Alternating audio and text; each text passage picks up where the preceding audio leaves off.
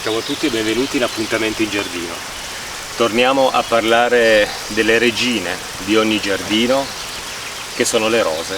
Piante meravigliose, stupende, a me piacciono tantissime. Io non riesco proprio a pensare ad un giardino in cui non ci sia almeno una pianta di rosa. Piante straordinarie, piante che si ammalano anche abbastanza facilmente, soprattutto in un giardino come il mio, che è situato all'interno di una conca che accumula molto calore e umidità poi durante i mesi estivi, quindi questo può far ammalare un pochettino le piante. Questo è un posto abbastanza ventilato ma non tantissimo, quindi quando arriva l'estate, soprattutto dopo tante piogge, c'è una cappa veramente di umidità molto alta. Questo mi permette di poter coltivare magari bene qualche pianta carnivora tipo le Nepenthes, che richiedono un po' più di umidità. Però per quello che riguarda le rose invece diventa un po' un problema, perché le rose sono piante che amano vivere in un ambiente ventilato, aperto e luminoso.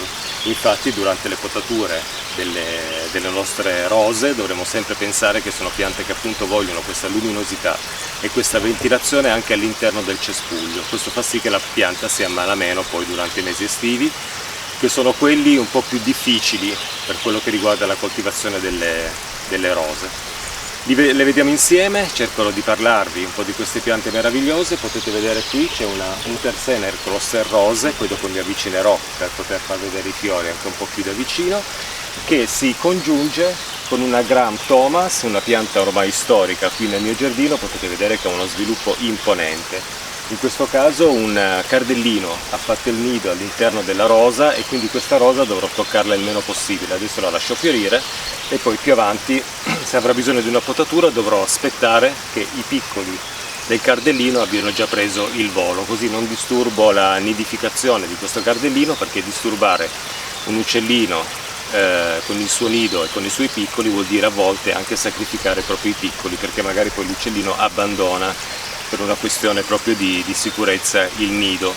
Io me ne accorgo spesso avvicinandomi qua alla rosa, che ogni tanto l'uccellino prende il volo perché si sente minacciato e questo può pregiudicare poi la crescita dei suoi piccoli, quindi una rosa da disturbare un po' il meno possibile.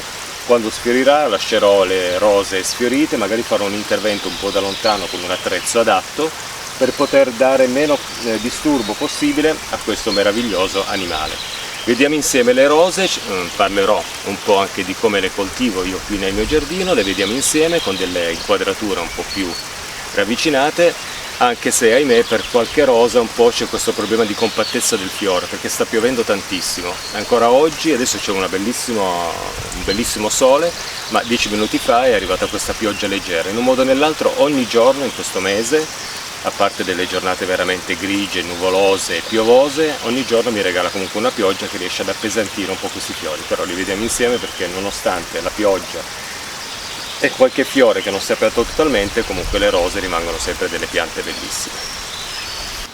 Ecco qui i fiori della rosa Untersener Cluster Rose, che è veramente una rosa rampicante abbastanza semplice da coltivare.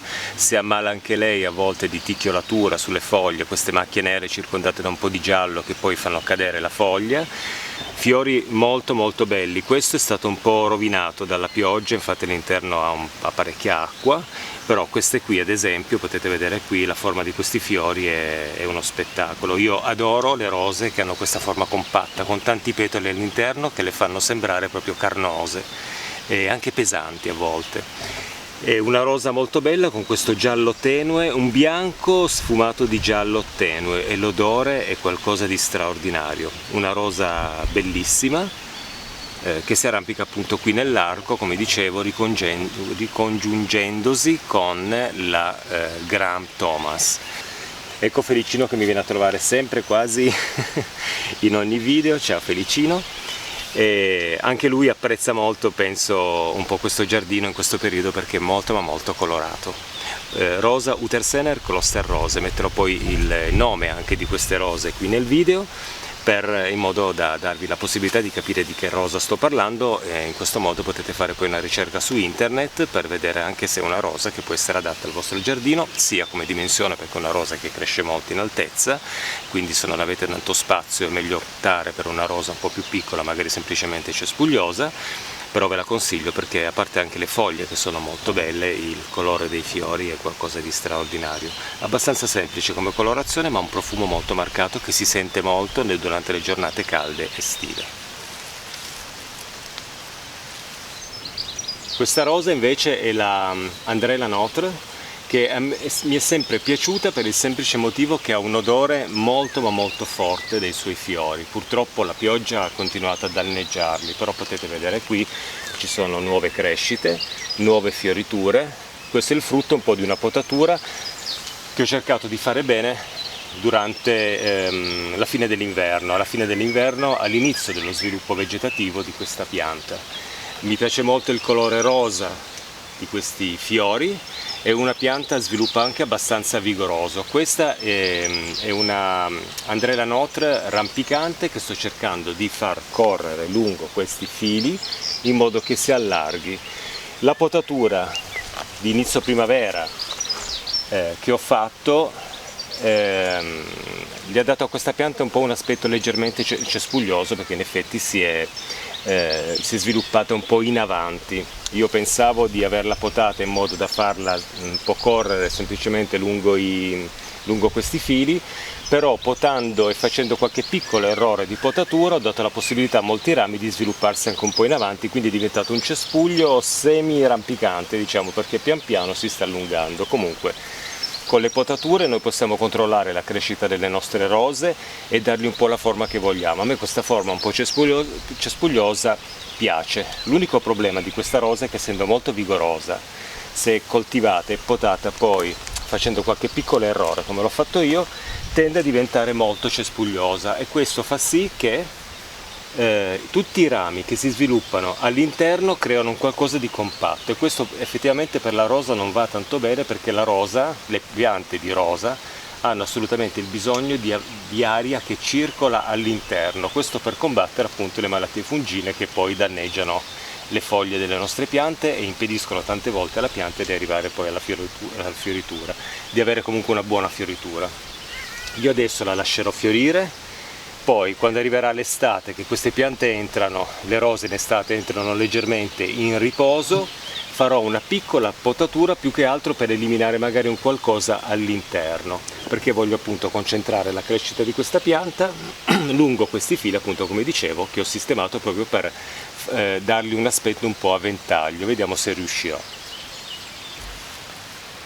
Ne ho già parlato tante volte, ma non riesco a non parlare di questa rosa, che è la rosa Knockout. Questa è una rosa che ho potato all'inizio del suo sviluppo vegetativo, diciamo alla fine dell'inverno, prima del suo inizio di sviluppo, cercando di dargli un po' un aspetto un po' a vaso. L'ho fatto anche in queste. È una rosa anche questa molto vigorosa, una rosa tapezzante che non diventa molto alta, diciamo che arriva ad essere alta più o meno 1 metro, però uno sviluppo talmente vigoroso che se qualche rametto durante la potatura viene potato lasciando una gemma all'interno, sicuramente si creerà questo ramo che poi sviluppa comunque i fiori.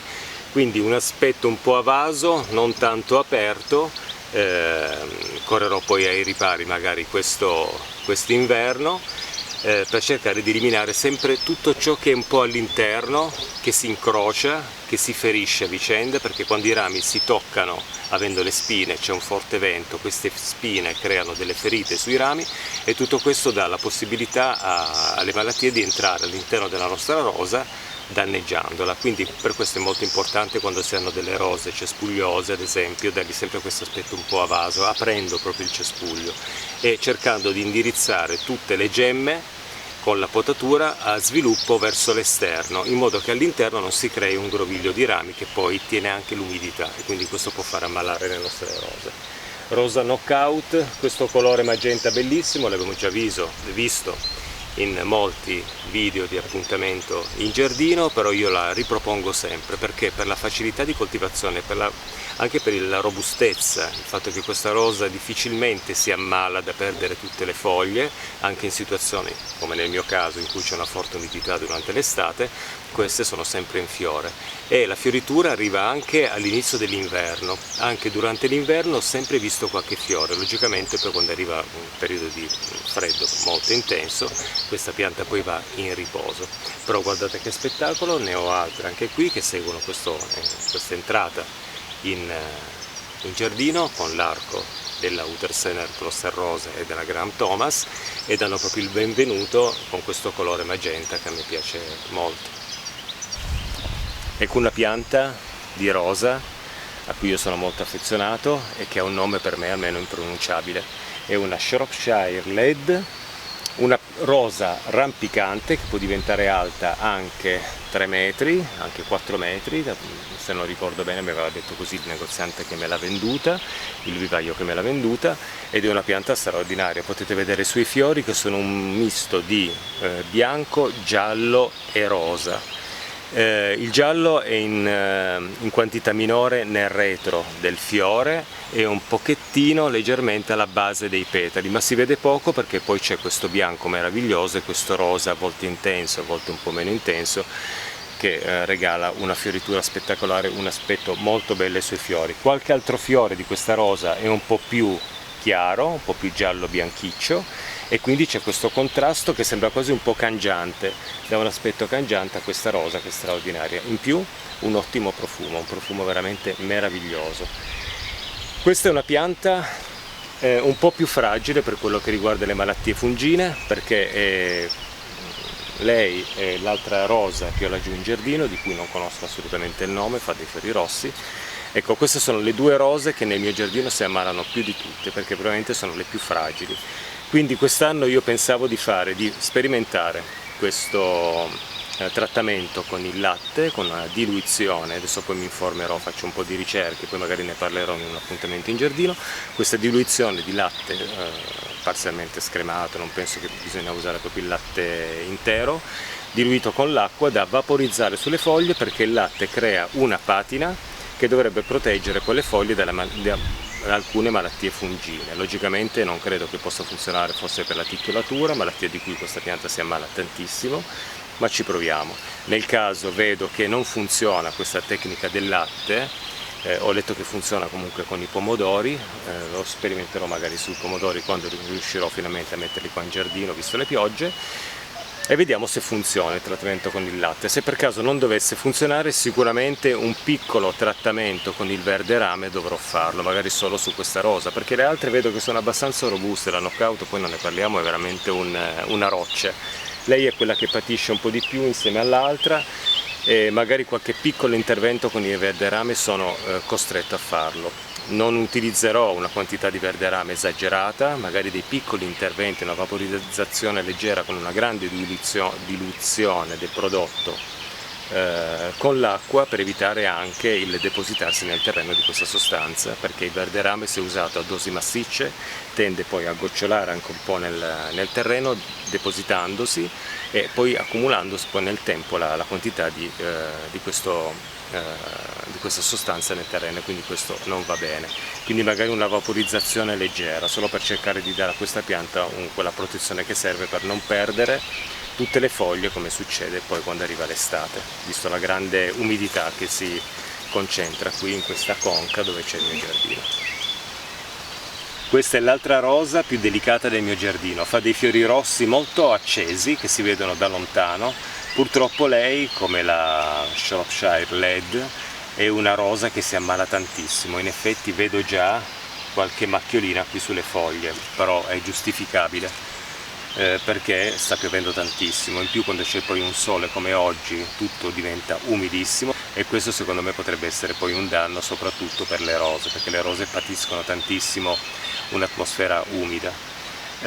Questa è anche una pianta in cui farò il trattamento con il latte, e se non funzionerà dovrò fare un piccolo trattamento con il verde rame, visto che ho una confezione nel garage comprata qualche anno fa, e vediamo, cerchiamo di salvare pure lei da queste malattie fungine, e soprattutto anche da questo periodo che non dà tregua, perché oggi è la prima giornata di sole, ma comunque è già piovuto per un 10-15 minuti, circa un'ora e mezza fa.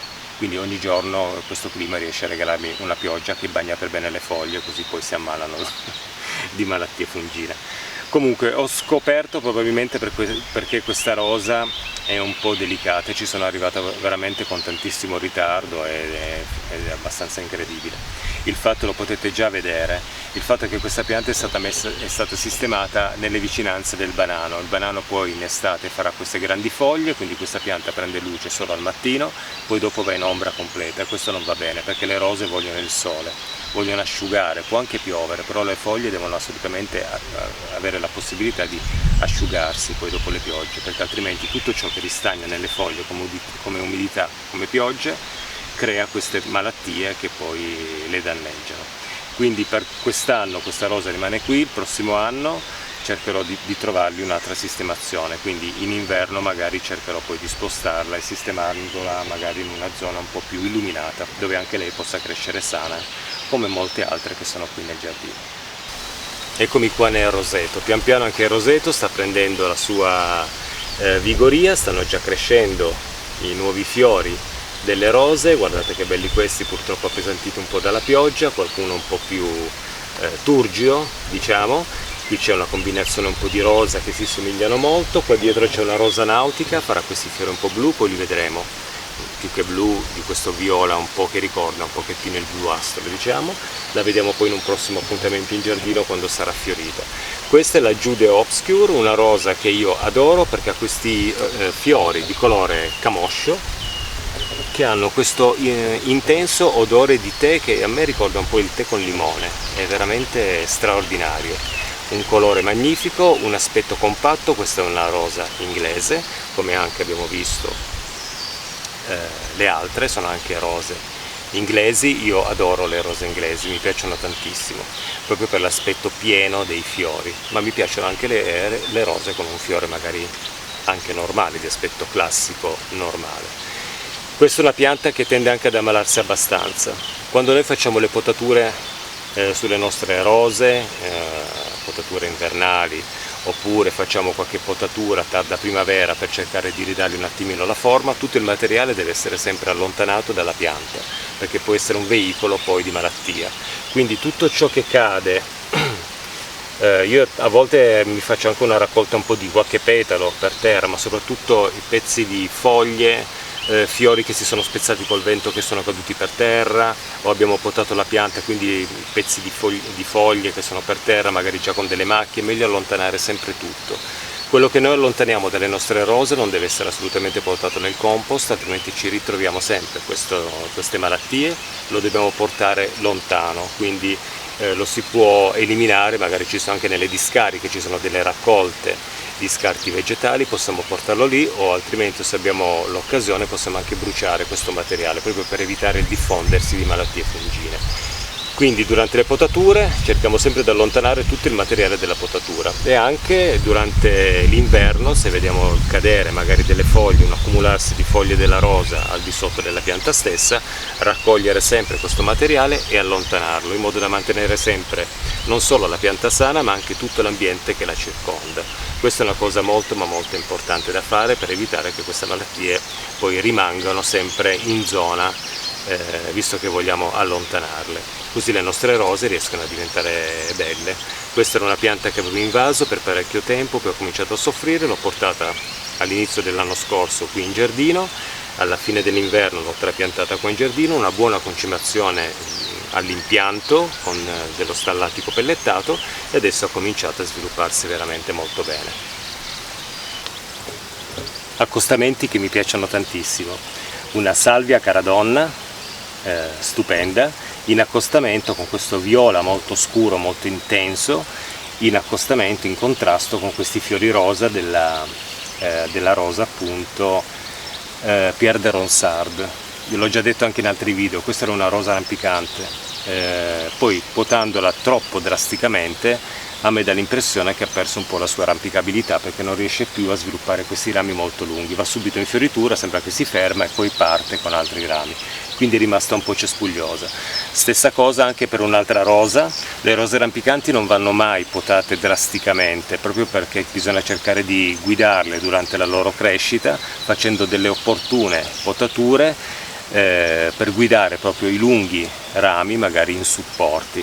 questa era in vaso e alla fine è rimasta cespugliosa e io continuo a potarla come se fosse una rosa cespugliosa. Questo però non mi impedisce di godere poi delle sue bellissime fioriture. Pierre de Ronsard però una rosa che non ha un odore nei fiori particolarmente interessante, anzi questa è una rosa che non profuma affatto, la Pierre de Ronsard, però i suoi fiori sono straordinari. Purtroppo, essendo una rosa con dei fiori molto compatti, quando piove la pioggia danneggia i petali esterni compattandoli e questo impedisce al fiore di aprirsi, infatti alcuni non sono riusciti ad aprirsi. Aspetto ancora, sperando che non piova più per un periodo, in modo da poter godere una perfetta apertura di questi fiori in contrasto con la pianta di salvia. Io consiglio sempre di portare delle salvie nelle vicinanze delle rose, perché la salvia tiene lontano determinati parassiti. Stessa cosa, adesso qui non si vede, nell'altra sì, mi sono dimenticato di farvelo vedere. Ho piantato anche l'anno scorso dell'aglio nelle vicinanze della rosa, perché l'aglio protegge anche la rosa da determinati attacchi di parassiti e in più sembra che la presenza di aglio nelle vicinanze delle rose dia alla rosa un profumo ancora più intenso nei suoi fiori, quindi è una pianta che può aiutare le nostre rose. Questa è una salvia molto semplice da coltivare, questo è il secondo anno dall'impianto di crescita e come si può notare è diventata molto ma molto più grande. L'avevamo vista in qualche video precedente dell'anno scorso in cui era molto più piccola, come aveva fatto qualche fioritura, non era così grande, e quindi vedete anche le salvie in accostamento con le rose sono piante meravigliose che possono creare dei contrasti molto interessanti in un roseto.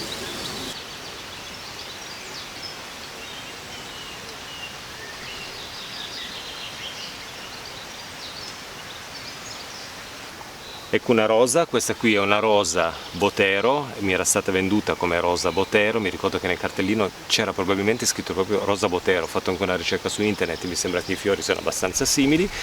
Una rampicante che purtroppo anche lei è rimasta cespugliosa, potata tante volte in maniera molto drastica perché era sempre malata, cercando di recuperarla ha mantenuto comunque questo suo aspetto a cespuglio. Anche lei non riesce a produrre dei rami molto alti e va subito in fioritura nella cima e poi produce proprio sull'attaccatura delle foglie dei nuovi rami.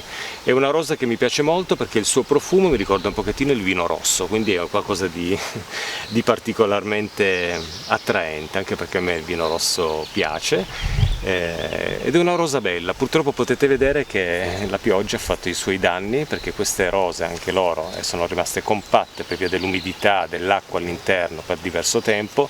Adesso col sole hanno cercato di aprirsi un pochettino, ma vedete che i petali sono abbastanza rovinati, anche perché ha piovuto anche in modo molto ma molto deciso quando il bocciolo stava per aprirsi. Ecco una rosa che mi è stata regalata dalla mia amica Tiziana, una rosa meravigliosa in giardino qui già da un po' di anni, ed è una rosa che crea questo grosso cespuglio, non conosco il nome di questa rosa, sempre abbastanza vigorosa, nel senso che produce sempre le sue fioriture. L'anno scorso si è ammalato un pochettino di macchia nera sulle foglie, aveva perso qualche foglia, però è una pianta molto robusta, quindi riesce sempre a regalarmi qualche bella fioritura. Quello che mi piace molto di questa rosa è questo aspetto un po' imponente qua nel giardino, abbastanza grande, e nonostante abbia anche delle grosse foglie, quando fiorisce assume tutto una leggerezza incredibile, quindi questo mi fa capire che le rose sono veramente le regine di un giardino, perché nonostante il loro aspetto, che a volte può essere molto imponente, danno sempre questo sentore un po' di leggerezza. Vedete che adesso è andato via il sole e come riescono a spiccare proprio nel loro colore i fiori delle rose, ma un po' tutti i fiori in giardino. Quando c'è un sole particolarmente forte tende a spegnere un po' le tonalità. Appena il sole si nasconde dietro la nuvola, come in questo caso, ecco che la pianta assume proprio il suo aspetto bellissimo. In più c'è un fiore che non è riuscito ad aprirsi per via della pioggia, ve lo faccio vedere proprio per farvi vedere i danni che può fare la pioggia su un fiore delle nostre rose. Ecco, potete vedere proprio che cosa provoca la pioggia sui fiori delle rose a volte.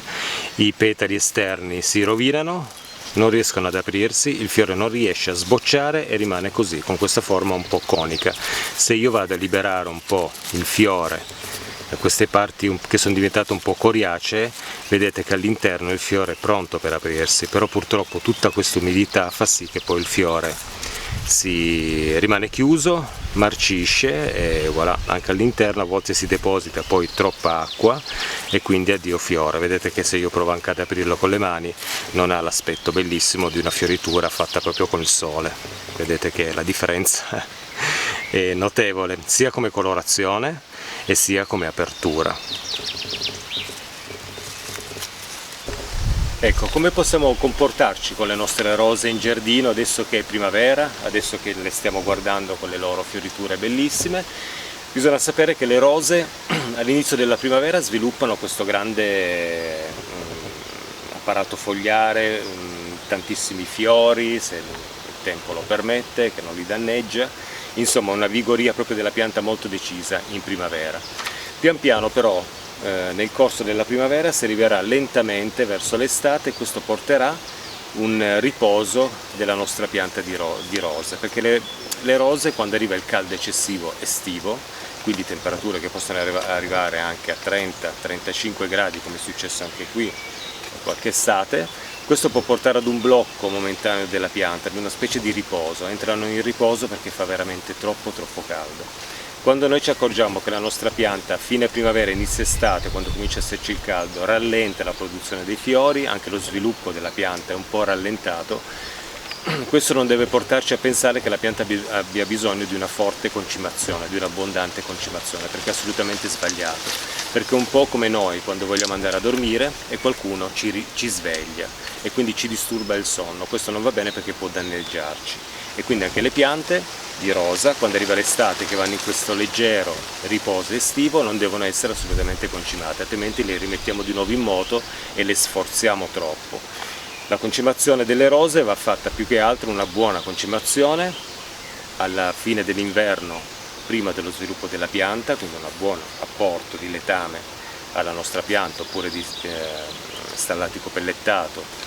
Io ho usato la pollina ad esempio perché non avevo lo stallatico pellettato, quindi inizio primavera, prima dello sviluppo della pianta una buona concimazione e una buona concimazione poi alla fine dell'inverno, alla fine dell'autunno, in modo che l'apparato radicale della pianta abbia nel periodo freddo comunque sempre un buon nutrimento e attraversi quel periodo appunto con questo nutrimento. Poi in primavera una nuova concimazione e diciamo che arriviamo a 2 concimazioni all'anno fatte per bene con una buona dose di concime e questo può bastare alle nostre piante. Quindi se poi arriviamo in estate e le vediamo un pochettino sofferenti, ecco quello è soltanto il calore, la pianta non ha bisogno di essere nutrita.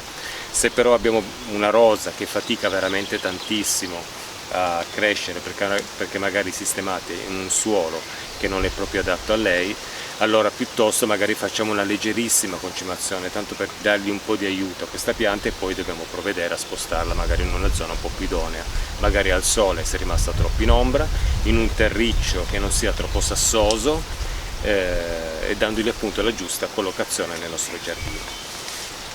Per quello che riguarda invece le potature, le rose sono piante che vanno potate prima del loro risveglio vegetativo, non quando fa freddo, non durante le giornate di gelo assoluto invernale, non vanno potate appunto alla fine dell'inverno, prima che loro comincino a crescere.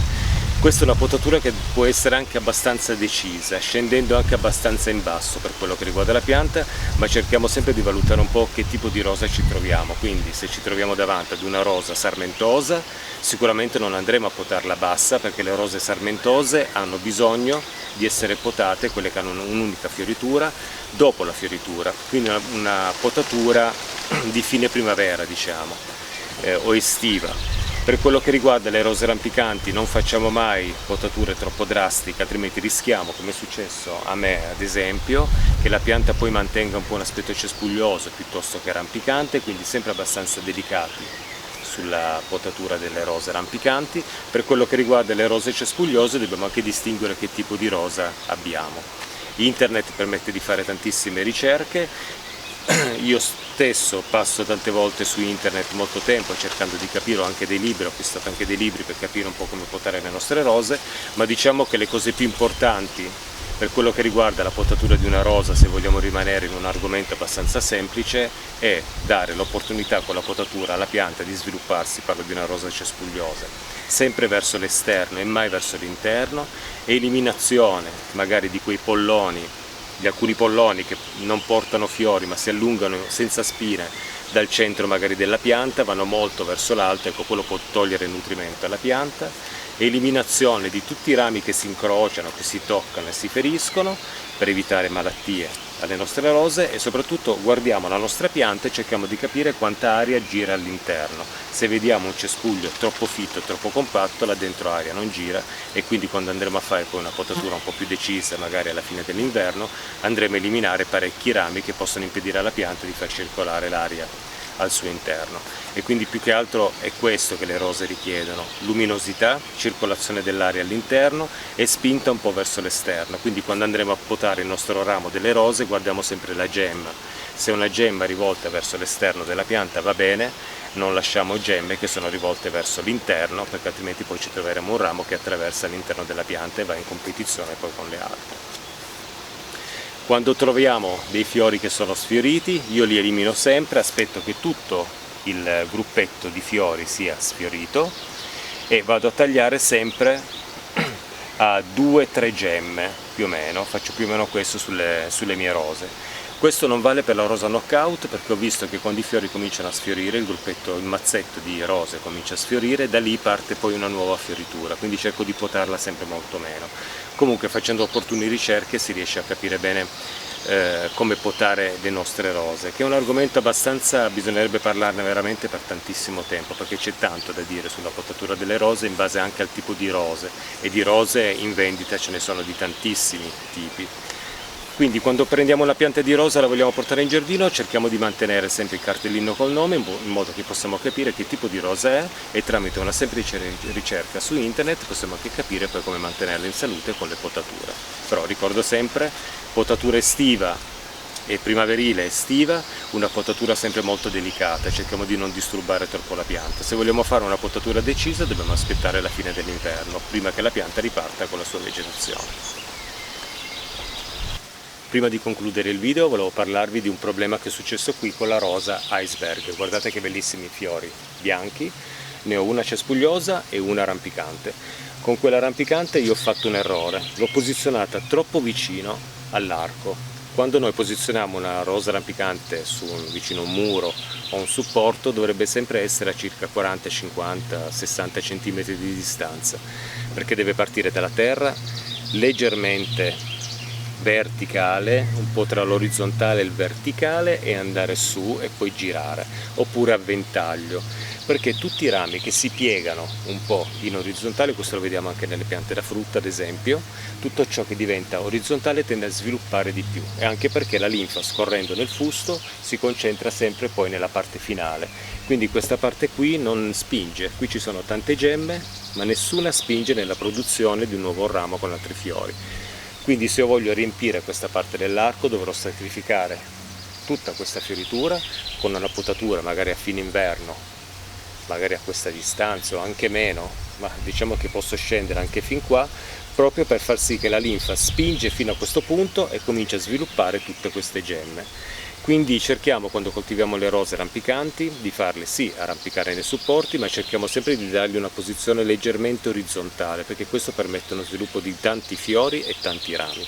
Tutto ciò che è dritto fa sì che la linfa vada su all'ultima gemma per sviluppare tutta la vegetazione, e tutto il resto rimane spoglio, come è successo in questa pianta. Io adesso questa non me la sposto, sicuramente a 50 cm, non voglio toccarla. Valuterò se quest'anno questa fioritura rimane qui così, io piuttosto posso sacrificare uno dei due fusti, perché qui ne ho un secondo, tagliandolo magari a questa altezza, in modo da permettere un po' di riempimento su questa parte dell'arco che è rimasto vuoto.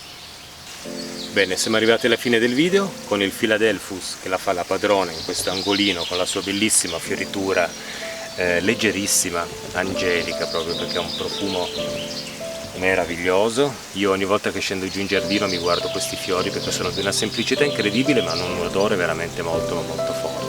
Anche qui c'è bisogno di una potatura perché è il stesso lavoro della rosa, spinto tanto in alto, e qui è completamente vuoto, quindi dopo la fioritura, perché il Philadelphus va potato dopo la fioritura, andrò magari a sacrificare questo ramo e magari vedrò se riuscirò a farmi un altro piantino di questo meraviglioso vegetale che fiorisce in primavera e deve essere potato sempre dopo la fioritura, perché fiorisce nei rami dell'anno precedente.